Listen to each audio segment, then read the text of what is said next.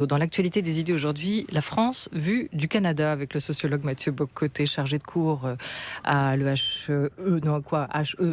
HEC Montréal, HEC, tout simplement, à HEC Montréal, pardon, chroniqueur au Journal de Montréal et à différents magazines français. La droite vous adore, il participe à la fertilité du débat, dit de vous Laurent Wauquiez. Il a une fraîcheur de pensée pour Guillaume Pelletier qui loue votre parole non aseptisée. Tendance gaulliste dont vous appréciez le conservatisme romantique. Mathieu Bock-Côté s'inscrit aussi dans la filiation de Raymond Aron, auteur en 2016 du multiculturalisme comme religion politique aux éditions du Cerf et en 2017 du Nouveau Régime, essai sur les enjeux démocratiques actuels chez Boréal. Vous vous montrez régulièrement critique aussi envers le système, l'ordre, dites-vous, médiatique, pathologiquement de gauche. Alors ça pourrait aussi jouer et compter pour nous, sauf que nous sommes le temple qui accueille la maison. Alain Finkielkraut qui nous mettra peut-être un petit peu à part dans votre galaxie médiatique ici à France Culture. Vous avez le droit d'être sévère avec nous néanmoins. Ah, mais pour lequel j'ai la plus grande estime, Alain Finkielkraut, il n'y a aucun doute là-dessus. Et Brice Couturier, et Jean-Noël Jeannet pour son émission Concordance des temps, et tant d'autres émissions que j'écoute religieusement de mon côté de l'Atlantique. Bref, bonjour à vous. Bonjour. Mathieu Bock-Côté, vous êtes ici chez vous. Quels sont les points communs entre le Canada de Justin Trudeau et la France d'Emmanuel Macron? Peut-être moins qu'on le pense. C'est-à-dire, il y a certainement entre Justin Trudeau et Emmanuel Macron, appelons ça le créneau communément partagé de la mondialisation heureuse, du progressisme revendiqué, le sentiment d'être en accord avec son époque plutôt que cette espèce de malaise qui traverse l'époque, qui s'exprime notamment par le conservatisme aujourd'hui.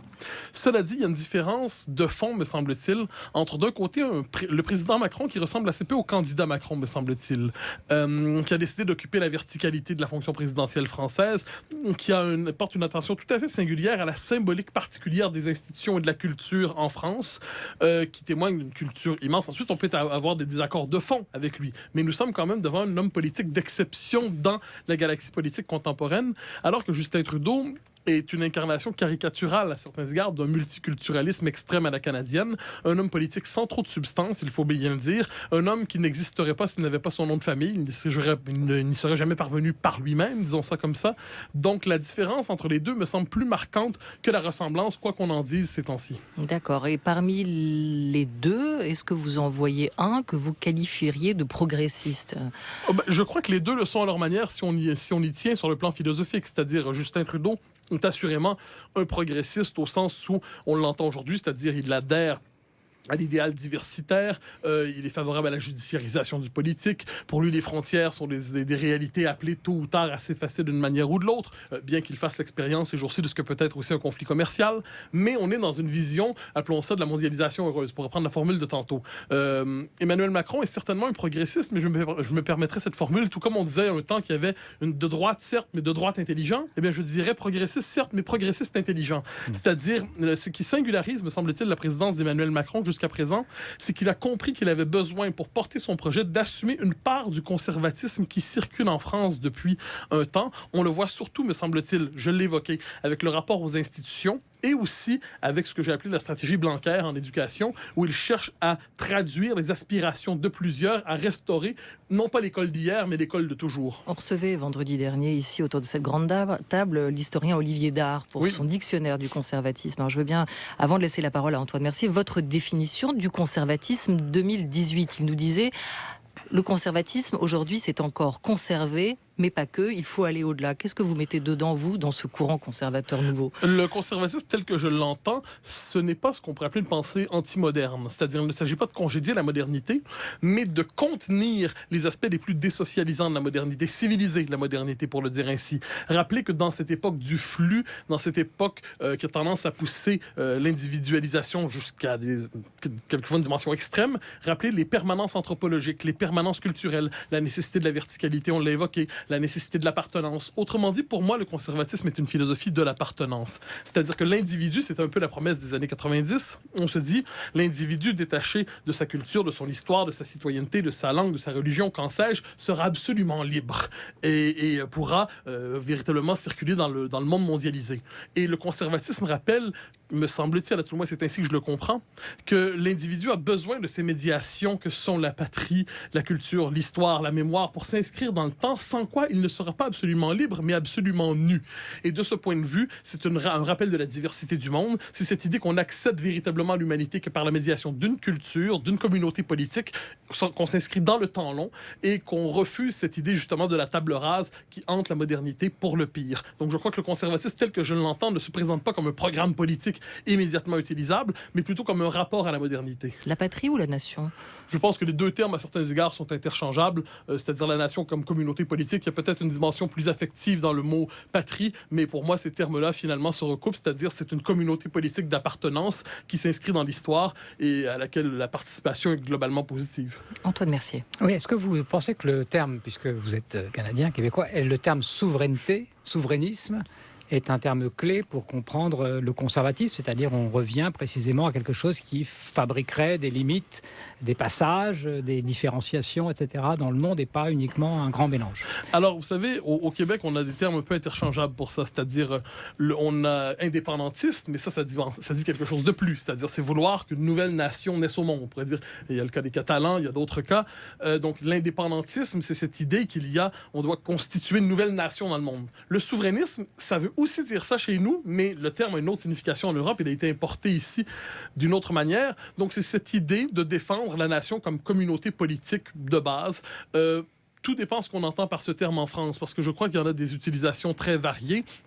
Si par souverainisme, on entend tout refus de l'organisation politique de l'Europe, tous les refus de prendre en compte politiquement l'Europe comme civilisation qui doit se constituer d'une manière ou de l'autre, je crois qu'il y a bien peu de souverainistes ultra en ce sens-là. Si on veut dire par là que la nation demeure l'unité politique de base, que l'Europe a inventé une forme politique qui est l'État-nation, eh bien, si c'est ce qu'on entend par là, eh bien, je pense que plusieurs sont souverainistes, même s'ils ne revendiquent pas l'étiquette.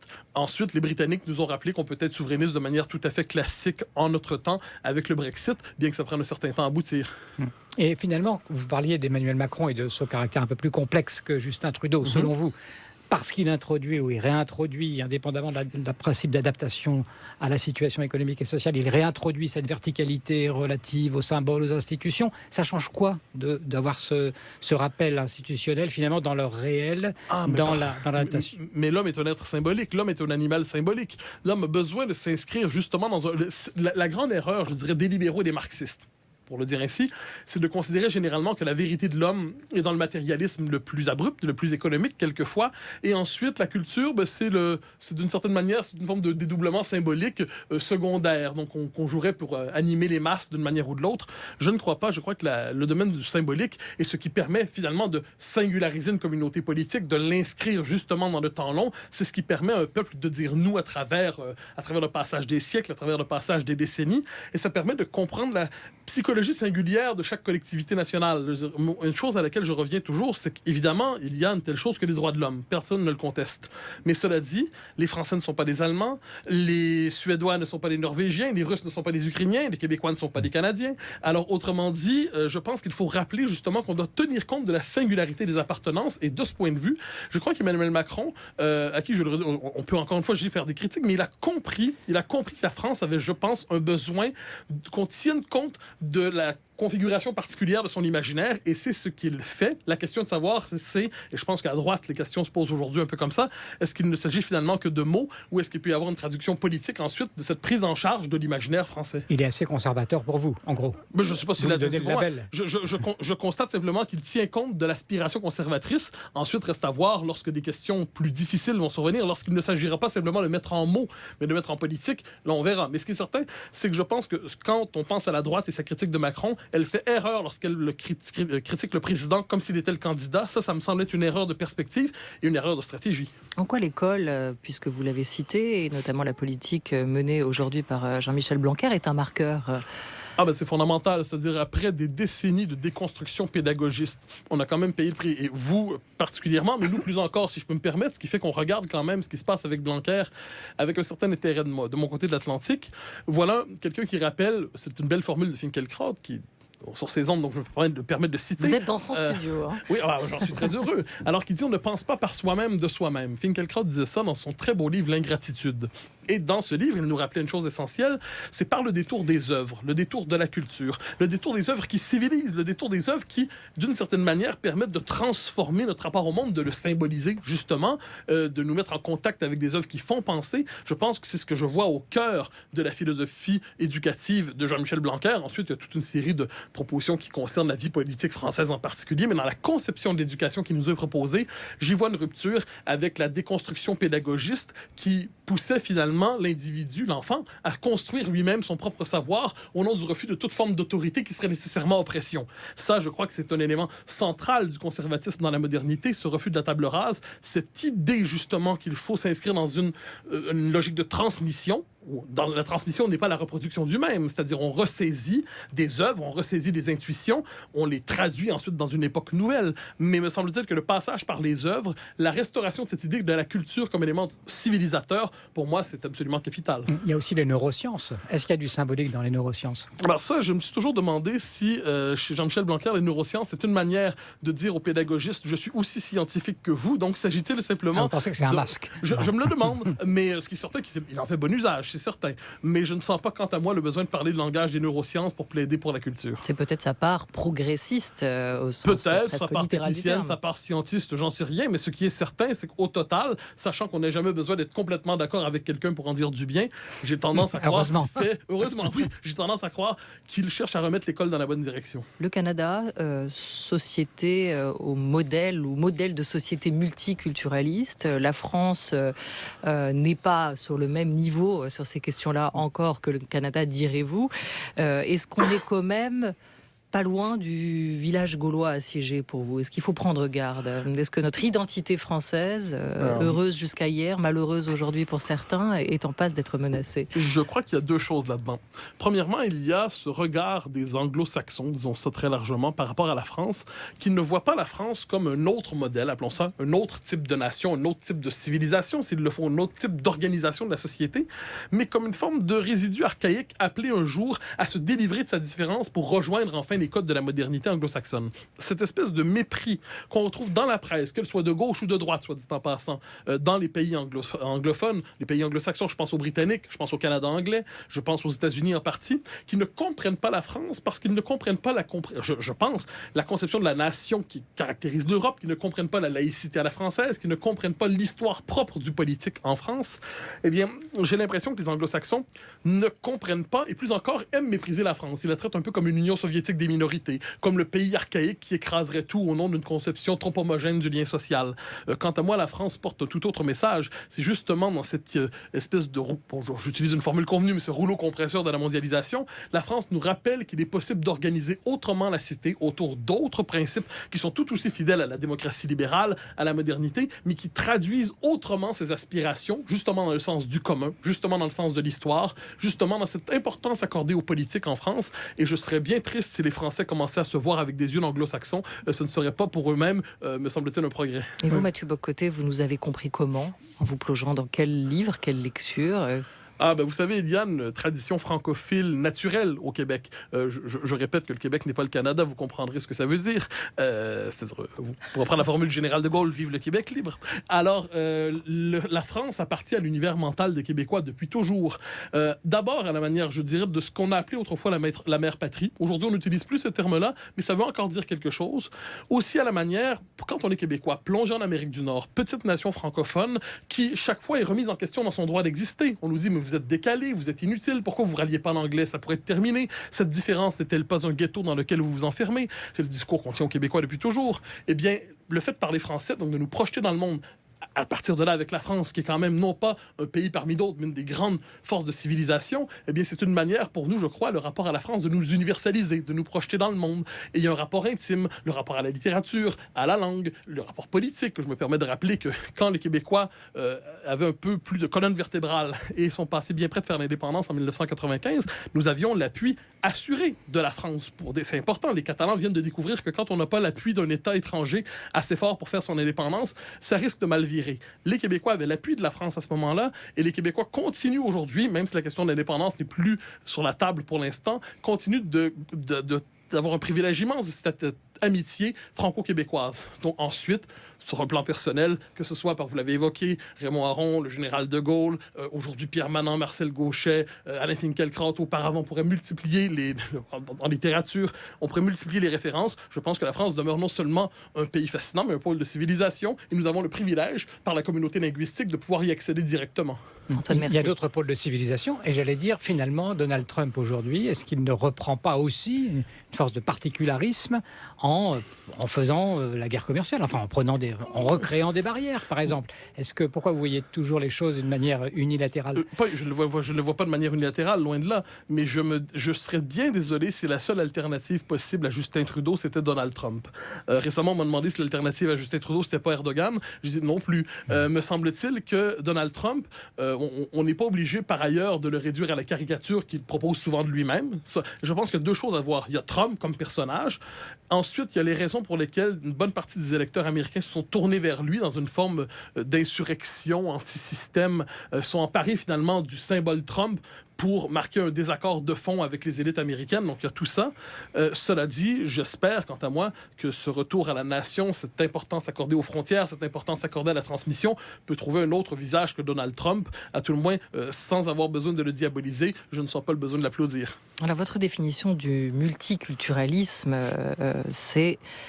Comment dire, un projet politique, déjà. On peut commencer avec ça pour essayer d'expliquer à ceux qui nous écoutent, qui vise à adapter sans cesse, plus encore, nos démocraties à cette découverte du pluralisme identitaire. Pour vous, en gros, aujourd'hui, c'est la société qui doit s'adapter à la diversité et plus le contraire. Et on est en train de voir nos sociétés se transformer dans un puzzle d'identité minoritaire. Hier, les institutions jouaient le rôle de garant de cette unité. Aujourd'hui, elles n'imposent plus d'identité commune. Elle se retrouve à gérer cette cohabitation de toutes ces identités. Avant d'en venir à la question migratoire qui fait encore débat aujourd'hui au lendemain des propos du nouveau ministre de l'Intérieur italien, mais qui le fait aussi en France, Mathieu Bocoté, je voulais comprendre quand, par exemple, Justin Trudeau, c'est l'actualité récente, honore ce week-end la fierté gay en hissant un drapeau multicolore sur la colline du Parlement. Ça, c'est du multiculturalisme? Non, faut pas tout mélanger. C'est-à-dire, à la rigueur, on peut y voir une manifestation de l'esprit diversitaire, c'est-à-dire tout classé sous le signe de la diversité. Mais le multiculturalisme, pour peu qu'on soit rigoureux dans la définition des termes, vous avez assez bien résumé ma pensée sur ça. Je le définis à travers ce que j'appelle l'inversion du devoir d'intégration. Donc, c'était traditionnellement la vocation du nouvel arrivant de prendre le pli de la communauté d'accueil, de la communauté nationale, d'apprendre à dire « nous » avec elle, de s'approprier son histoire, s'approprier sa mémoire. Et le multiculturalisme inverse cela, nous dit que c'est la société d'accueil qui doit s'adapter aux exigences de la diversité. Et dans cette logique, et il faut l'ajouter, celle qui se voyait comme la nation d'accueil n'est plus désormais qu'une communauté parmi d'autres, qui ne dispose que d'un privilège démographique, qui doit pour cela éviter d'en abuser et qui doit peu à peu, je dirais, se replier des institutions. Donc, c'est une certaine idée. C'est comme si ce qu'on pourrait appeler traditionnellement la société d'accueil, qu'elle soit en France, au Québec, ailleurs, n'est plus qu'une composante de la société plurielle. Je pense que cette doctrine, dont le Canada est un peu le laboratoire institutionnel, mais qui est portée aussi par l'Europe et qui s'exprime ailleurs en Occident sous d'autres noms, ou quelquefois sous ce nom, c'est probablement la meilleure machine à provoquer des tensions sociales de plus en plus radicales dans nos sociétés, parce que ça vient disqualifier fondamentalement le droit de la nation à la continuité historique, ça brise la capacité d'intégration en ne poussant pas les nouveaux arrivants à s'intégrer, ça désagrège la possibilité d'un commun qui ne soit pas simplement juridique, donc un commun substantiel, un commun national, un commun culturel. Alors, je crois que le multiculturalisme, de ce point de vue, est une idéologie assez, tout à fait toxique et qui vient décomposer notre capacité justement à faire société, à faire nation. J'ajoute une toute petite chose, ce n'est pas une idéologie simplement flottante. Elle s'incarne aujourd'hui dans un discours historique, un discours sociologique, la sociologie victimaire, un discours historique, la tentation pénitentielle, un discours politique aussi, le rapport au droit. Est-ce que la démocratie consiste encore à assurer l'expression de la volonté populaire ou de la souveraineté populaire, ou est-ce que la souveraineté populaire n'est que tyrannie de la majorité? Donc prendre au sérieux le multiculturalisme, ce n'est pas simplement le combattre slogan contre slogan, mais c'est prendre au sérieux ce qu'on pourrait appeler l'imaginaire politique dominant de notre temps. Mais est-ce que la l'assimilation n'est pas tout aussi toxique, dans le sens où elle annihile toutes les différences chez les individus. Il ne faut pas avoir une vision caricaturale, je crois, de l'assimilation. L'assimilation ne consistait pas à muséifier la nation dans un bloc homogène à jamais inaltérable. Ça consistait simplement à dire quel était le pôle d'intégration, quel était le pôle d'assimilation. Ensuite, l'individu qui arrive dans une nation ne s'efface pas d'un coup. Une part de lui va la transformer au contact de la société d'accueil. Mais il y a néanmoins cette idée qu'il y a une forme d'adhésion explicite, non seulement à une société pensée comme un territoire simplement juridique et administratif, mais comme une communauté d'histoire dont on s'approprie les codes, les mœurs et surtout, plus encore, je le redis, l'imaginaire. Il faudrait peut-être savoir pourquoi, finalement, si on vous suit, ces nations occidentales ont renoncé, en quelque sorte, à imposer le principe d'intégration. Et pourquoi est-ce qu'il y a cet affaissement ? Et pour peut-être pouvoir éventuellement lutter contre. C'est une très très longue histoire. Si je la résume en quelques formules, évidemment, le 20e siècle a été traumatique pour le monde occidental, sans le moindre doute. Et il y a eu la tentation de réduire l'Occident, appelons ça l'héritage occidental ou l'héritage des nations occidentales, à sa part la plus monstrueuse, qui s'est manifestée, il n'y a pas de doute là-dessus. Ensuite, il y a aussi, et c'est une mutation qui vient, on parle beaucoup de mai 68 ces jours-ci, une mutation de l'imaginaire politique dans les sociétés occidentales, où on a, d'une certaine manière, on en est venu à faire une révision hyper critique des modèles d'intégration, des modèles de citoyenneté que nous avions. Et ce qui autrefois se pensait comme norme intégratrice, féconde, créative, qui permettait justement de fabriquer une nation en temps réel et en temps plein, eh bien, il y a eu cette idée que finalement, on a voulu décrypter ces communautés nationales comme autant des systèmes d'oppression. Et à partir du moment où on est convaincu que c'est un système d'oppression, si je le croyais, je voudrais le déconstruire, le système d'oppression. Donc la nation était pensée, une forme de chaîne d'équivalence. Nation égale nationalisme, égale xénophobie, égale racisme, et ainsi de suite. Alors, quand on entre dans cette chaîne d'équivalence, la nation ne résiste pas, sinon qu'à la manière d'une fiction identitaire au service d'une majorité démographique tyrannique. Je ne suis pas de ceux qui voient ainsi la nation, vous vous en doutez. Et est-ce que cette revanche de ceux que vous appelez les exclus va pas aussi dans le sens de l'histoire ? Le sens de l'histoire, vous savez, je ne sais pas exactement c'est quoi.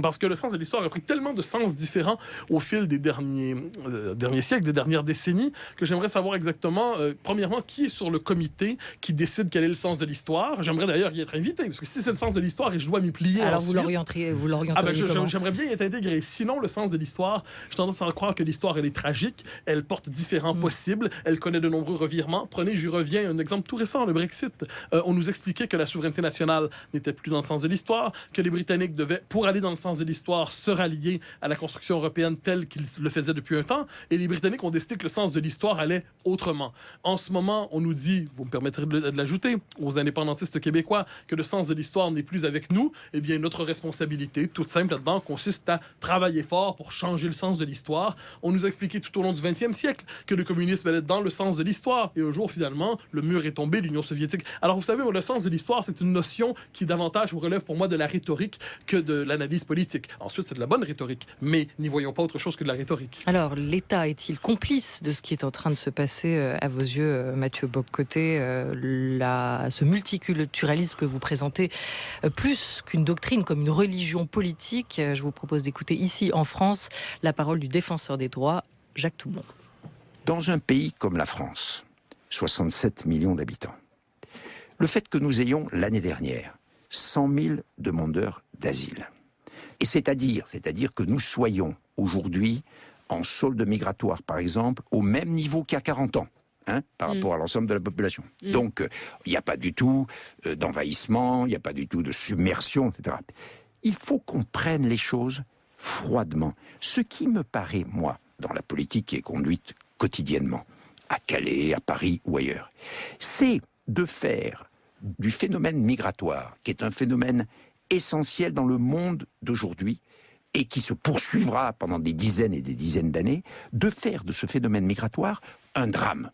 Un traumatisme, alors qu'on pourrait parfaitement le traiter de telle sorte, par l'accueil, par exemple, par l'hébergement.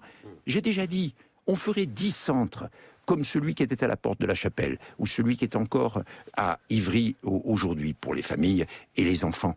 On pourrait, avec ces 10 centres, faire une politique d'accueil qui fasse que, aux yeux de la population, l'immigration n'apparaisse pas comme un problème, Alors ça, c'était avant cette nuit où le camp de la Chapelle a été évacué. Au-delà de ça, vous parliez du tragique de l'histoire, on pourrait parler aussi du tragique de l'actualité. Est-ce que vous pensez aussi, Mathieu Bock-Côté, que ce sont les politiques publiques actuellement qui font de cette question migratoire, que certains appellent problème, un drame aujourd'hui? Non, j'écoutais, comme vous, j'y vois un déni de réel absolument incroyable. C'est-à-dire, M. Toubon nous dit, il suffit de changer de regard sur la réalité pour que la réalité change. C'est la théorie des lunettes roses. Dans les faits, on le voit partout en Europe, et pas seulement en Europe d'ailleurs, ça frappe l'ensemble du monde occidental. L'immigration massive telle qu'elle est vécue est anxiogène. Pourquoi? Parce qu'elle entraîne une peur qu'on ne doit pas mépriser. C'est la peur de devenir étranger chez soi, qui est de plus en plus présente d'une manière ou de l'autre. Et cette peur, lorsqu'elle est méprisée, s'exacerbe. Et lorsqu'elle s'exacerbe, elle peut justement basculer dans des comportements politiques. Donc vous êtes pour une politique des affects, en fait. On devrait faire des politiques non, je dis qu'il faut qui répondent aux peurs. Non, je dis qu'il faut une politique qui tienne compte des inquiétudes populaires. Si on ne le fait pas, qu'on m'explique exactement quoi faire. Si on considère que l'inquiétude populaire est une donnée secondaire et même exagérée, et même inutile en démocratie, d'accord, qu'on me le dise. Ensuite, je pense que c'est une peur qui est fondée, encore une fois, faut-il le dire. Nos sociétés n'ont pas des capacités d'accueil infinies. Et quand j'entends un certain discours, M. Toubon le tenait, mais c'est pas le seul, qui nous dit que l'immigration massive est un phénomène constant, irréversible, qui va se poursuivre pendant les prochaines décennies, quand on sait quel est le sentiment des populations européennes par rapport à ça, je ne suis pas loin d'y voir une forme de provocation. C'est-à-dire, est-ce qu'on nous explique que c'est justement, après le sens de l'histoire de tantôt, c'est le mouvement naturel et inévitable des populations mondiales?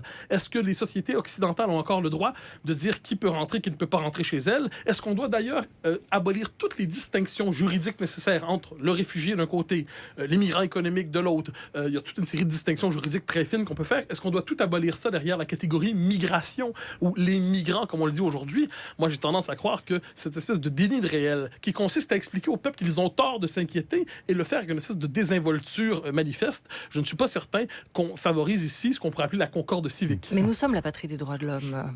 Oui, Est-ce que ça ne nous donne pas aussi quelques devoirs? Vous savez, je ne veux surtout pas vous insulter, mais les droits de l'homme ne sont pas une exclusivité française. Les droits de l'homme, on les célèbre en Nouvelle-Zélande, on les célèbre en Australie, on les célèbre au Canada, on les célèbre en Belgique, on les célèbre en Norvège. Tous se réclament des droits de l'homme, et dire qu'on est la patrie des droits de l'homme... Et vous nous invitez à être en phase avec notre histoire. Mais ce que je dis, c'est que la France est la patrie des droits de l'homme, très bien. Elle n'est pas que cela, elle est aussi une patrie particulière, avec une langue, une culture, avec, je le redis, un imaginaire, avec une manière de fonctionner, une manière de vivre, des frontières. Et si on se contente de les réduire à patrie des droits de l'homme, expliquez-moi ce qui va distinguer la France, justement, de la Nouvelle-Zélande ou de tout autre pays qui réclame une telle étiquette. Alors, prenons les choses au sérieux. La France est une nation particulière, singulière, tout comme l'Allemagne en est une, tout comme l'Espagne en est une, tout comme la Catalogne en est une. Alors, dans cet état d'esprit, me semble-t-il qu'il faut respecter la capacité d'accueil d'une société. Et je note, cela dit, que plus on se sent impuissant devant le phénomène migratoire, plus on décrète justement qu'il n'y a rien à faire et que d'une certaine manière, ce qui est inévitable est bon. C'est la thèse de Pierre-André Taguieff qui disait qu'il appelait ça l'immigrationnisme. Il dit l'immigration massive est non seulement nécessaire, mais elle est plus encore, elle est bien et juste. Alors, quoi qu'il en soit, pourquoi ne pas applaudir? Je pense qu'on doit prendre au sérieux cette inquiétude qui surgit partout en Europe, que soit en passant, surgit aussi en Amérique. Et si on ne prend pas au sérieux cette inquiétude, et si on ne voit pas la part de rationalité qu'elle exprime, eh bien, on se dirige vers des tensions civiles encore plus grandes. Antoine Mercier. Oui, parce qu'on retombe sur le thème contemporain central, à mon avis, qui est de savoir est-ce qu'on doit faire avec ce qui se passe et essayer de s'adapter, trouver des politiques qui conviennent à l'adaptation aux situations. Et sur ce plan-là, effectivement, les poussées migratoires font partie du réel. Vous dites déni de réalité. C'est au contraire reconnaissance de cette réalité forte qui est la pression. Le déni de réel, ça consiste à dire tout cela pourrait être bon si on changeait simplement notre regard sur la chose. Oui, à partir du moment où on considère que c'est quelque chose qui est inévitable comme une pression démographique, on peut aussi considérer qu'on n'a pas à la considérer ni bonne ni mauvaise, mais à faire avec et à faire en sorte qu'elle n'apporte pas de mauvais résultats, mais plutôt de bons résultats. Je veux dire que ça, c'est la première vision. Et la deuxième vision, c'est de dire non, on a la possibilité de réagir à des choses qui ne nous conviennent pas, ce que vous défendez, c'est-à-dire qu'il y a une possibilité d'agir sur l'histoire. On en revient à cette grande question. Aujourd'hui, nous sommes un peu à la croisée de ces chemins-là. qui va nous prouver qu'il y a quelqu'un encore qui va pouvoir intervenir sur le cours des choses. Mais vous évoquez sur quelque tous les chose, plans. vous évoquez quelque chose d'essentiel, c'est la question de l'importance du politique.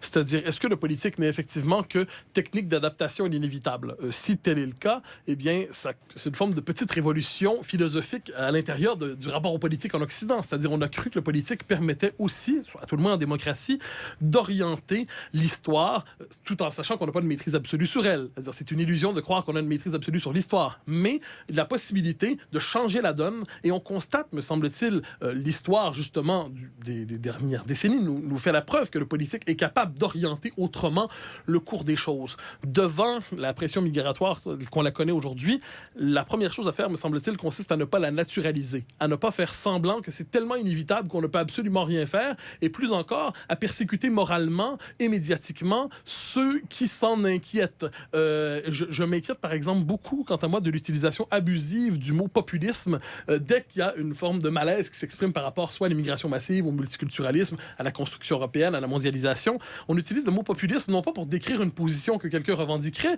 mais à la manière d'une étiquette qu'on colle à quelqu'un pour dire attention chien méchant, attention individu dangereux. Je me méfie, quant à moi, de l'utilisation abusive de ces étiquettes qui servent en fait à disqualifier, qui décrivent moins qu'elles ne décrient.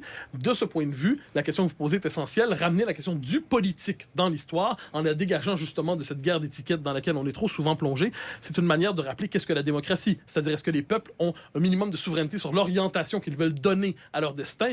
Quant à moi, pour reprendre votre formule, dans la patrie du général de Gaulle, j'ai tendance à croire que le politique a cette fonction. Oui, mais vous êtes d'accord que la politique, avec un grand P, ne peut pas non plus se transformer en une forme de politique du bouc émissaire. Mais personne ne souhaite ça. Personne ne souhaite ça. Mais vous savez que Mais quand vous entendez, par exemple, Matteo Salvini dire aujourd'hui aux migrants en Italie qu'ils peuvent faire leurs valises, que l'époque va changer, on sent bien qu'il y a une guerre des mots. Ça, assurément, il s'agit d'envoyer quelques marqueurs, quelques Cet signaux. homme ne se distingue pas par sa subtilité jusqu'à D'accord. présent, pour le dire d'un euphémisme.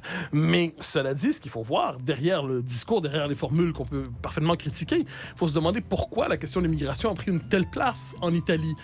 Est-ce que c'est simplement parce que certains agitateurs médiatiques à l'italienne exciteraient la peur des masses, ou est-ce que c'est tout simplement parce que les Italiens disent qu'on est, le mot n'est peut-être pas le bon, mais la peur de la submersion. On peut ensuite dire qu'il y aurait d'autres termes qui seraient plus adéquats, j'ai tendance à le croire. Mais est-ce que cette peur peut être prise au sérieux en se demandant, a-t-elle un fondement rationnel? Et autrement dit, si on pousse les peuples à voter d'une manière ou de l'autre pour ceux qu'on appelle les populistes, eh bien, ne soyons pas surpris ensuite une fois qu'ils sont élus. Et j'ai tendance à croire de ce point de vue que les autorités politiques ont tout intérêt à prendre en charge ce sentiment de décomposition du commun qui traverse le monde européen, qui traverse aussi l'Amérique du Nord, sans quoi ils seront débordés et personne n'en sera heureux. Merci beaucoup, Mathieu Bock-Côté, d'être passé par nos studios.